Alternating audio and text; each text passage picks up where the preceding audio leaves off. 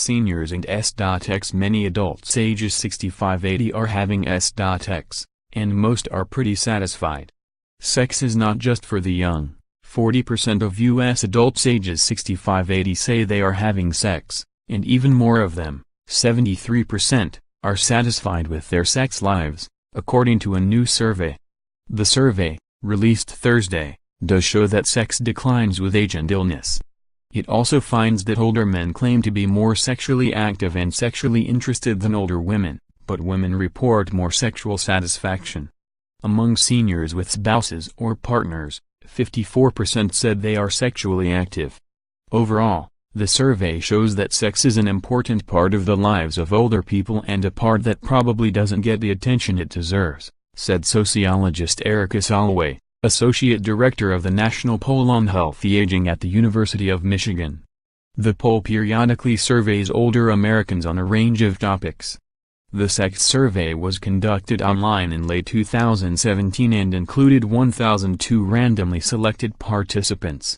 It received funding from AARP, the aging advocacy group. Among the findings, when asked whether they were currently sexually active, 46% of those ages 65-70 said yes, as did 39% of those ages 71 to 75 and 25% of those ages 76 to 80. The researchers did not define currently, so some people could have been referring to the past couple of years while others were referring to the past couple of weeks, Soloway conceded. Sexual activity, also undefined by the pollsters, was reported by 51% of men but just 31% of women, a situation at least partly explained by the fact that more men remained married or otherwise partnered, Soloway said. Sexual activity was reported by 45% of those who said their health was good to excellent but just 22% who said their health was fair to poor. Half of men but just 12% of women said they were very or extremely interested in sex. While 73% said they were content with their sex lives, 31% of men and 43% of women reported high levels of satisfaction. Those numbers suggest that at least some people having no sex were fine with that. The age and gender patterns found in the new survey are roughly similar to those found in a larger sex survey of older adults published a decade ago by researchers from the University of Chicago. But the two surveys use different methods and therefore cannot be directly compared, Soloway said.